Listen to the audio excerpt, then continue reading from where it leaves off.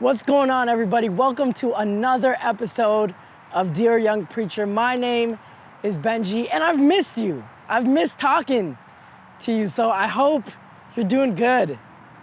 Today, we're talking about a pretty cool concept. But before we begin, have you ever had your mom or your dad be really lazy? I love you, Mom. I love you, Dad. But sometimes my mom will have a remote and it'll be right next to her on the table, and she'll call me all the way from my room and be like, Benji, come get the remote.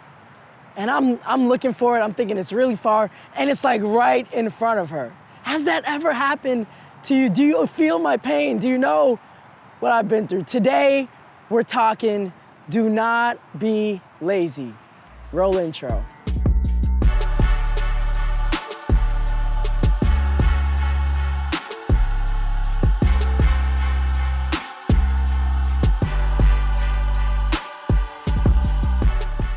Make sure you're not recording when I do stuff like that, though. Yo, what's going on, preacher? Welcome back from the intro. And once again, I'm so glad you're watching. If you didn't know, Dear Young Preacher is simply thoughts and experiences from one young preacher to another. I don't know a lot, but I could definitely talk about what I've been through. So like we said in the intro, today we're talking about not being lazy.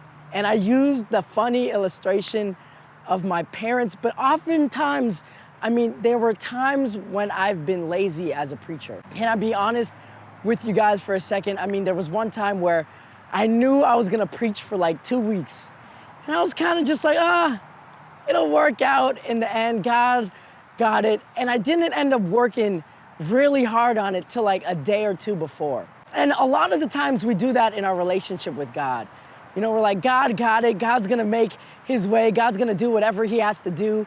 And so we kind of approach it lazy. Sure, yeah, God will accomplish all that he set out to do, but we can't just go with the flow. We can't give God our last fruits when he's called us to give him the first fruits. We oftentimes give him our leftovers, give him the spare things when he asks the best of us, the most of us. In the garden, Genesis 2:15 says that Adam is in the garden and Adam is working.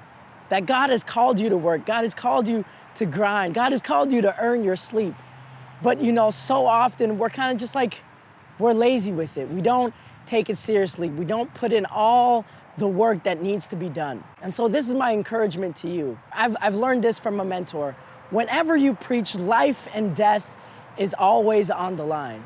And so you can't be lazy. You can't just take it and go and do whatever you want to do with it. No, you need to understand that there is some serious sacrifice that you have to do. You can't just go with the flow and be lazy. No, you have to take this with all of your strength and your might and pursue it full force. All that to say, everybody, don't be lazy. Don't just go with the flow. No, take ownership and do everything you need to do. Thank you. What's going on, guys? I really hope you enjoyed that video about not being lazy. And I think that's so important. There's so many other times when I'd rather nap or sleep or just chill with my friends. But God's called us to work. And as we're working, as we're in our vocation, as we're doing the work that we're supposed to be doing, we have to take it seriously. We can't just chill and be like, God has his way and he'll figure it out. No, we gotta take it and pursue that thing. So my encouragement to you, work hard and don't be lazy. Grace and peace.